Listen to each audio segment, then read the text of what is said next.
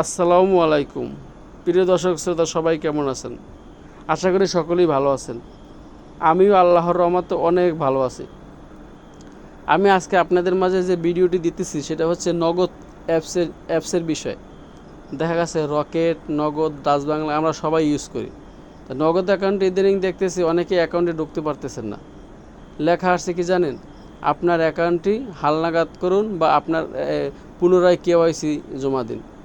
এখন অনেকে কেওয়াইসি জিনিসটা কি অনেকেই জানে না। তখন কি হয় যে ওনারা একটু বিভ্রান্তি বোধ করে যে আমার অ্যাকাউন্টে ঢুকতে পারতেছি না, কেওয়াইসি জমা দিতে বলছে, তার মানে আমার অ্যাকাউন্টে হ্যাক হয়ে গেছে বা কোনো হ্যাকার চক্র আমার অ্যাকাউন্ট নিয়ে গেছে। এখন অনেকে তো জানে না। আজকে সকালে কী হয়েছে, আমার বড় ভাই সেই ফোন দিয়েছে, বলতেছে আমার ওনার অ্যাকাউন্টে টাকা ছিল মোটামুটি ভালোই। উনি আমার আজকে ফোন দিয়েছে, বলতেছে ভাই আমার অ্যাকাউন্ট তো হ্যাক হয়ে গেছে, নগদ অ্যাকাউন্ট। উনি জানে যে আমি ডিজিটাল মার্কেটিং করি বা আমি ভিডিও টিডিও আপলোড করি। তো উনি আমার ফোন দিয়েছে, ভাই এই সমস্যা। আমি কি, ভাই আপনি এত ভয় পাওয়ার কিছু নাই, আপনি ডিপ্রেশনে যাইয়েন না। আপনি একটা কাজ করেন, আপনি এই নগদ অ্যাকাউন্টের ভিতরে ঢোকার পরে কী লেখা আসে ওই লেখাটা একটা স্ক্রিনশট দিয়ে আপনি আমার পাঠাই দেন। পরে উনি কী করলো, উনি আমি যেভাবে বলছি ওই ব্যাপারটা স্ক্রিনশট দিয়ে আমার পাঠাই দিয়েছে। পরে আমি ঢুকছি, আর ঢুকে তো দেখি যে কেওয়াইসির কথাটা। আমি তো বুঝতে পারছি যে কী সমস্যা। পরে ভাই বলছি, ভাই আপনি ভয়ের কিছু নাই, আপনার অ্যাকাউন্ট হ্যাক হয় নাই, কিছু হয় না। আপনি যখন নগদ অ্যাকাউন্ট খুলছিলেন তখন নিশ্চয়ই আপনি এনআইডি কার্ডের আন্ডারে খুলছিলেন, শুধু 4 সংখ্যার পিন দিয়ে। কয় হ। আমি কি, ভাই ঠিক আছে, আপনার বর্তমানে তো আপনার স্মার্ট কার্ড হয়েছে? কয় হ হয়েছে।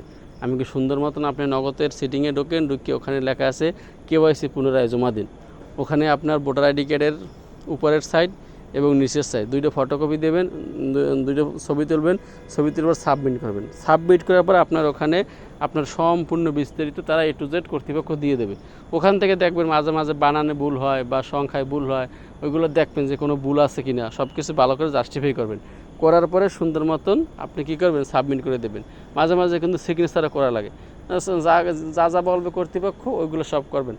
করার পরে আপনি যখন পুনরায় একেবারে কমপ্লিটভাবে সাবমিট করবেন তখন কিন্তু আপনার কাজ হয়ে যাবে। এরপর আপনি দেখবেন ঢুকতে পারেন কি না।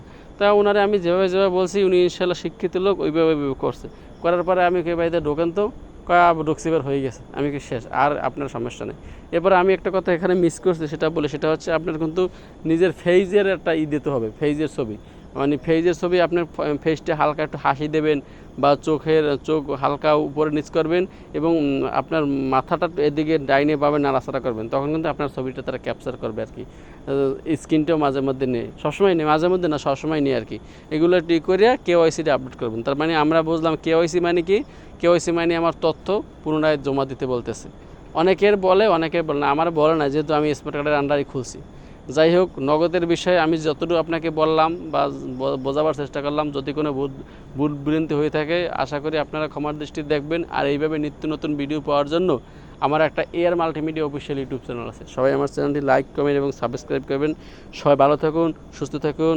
আল্লাহ হাফেজ।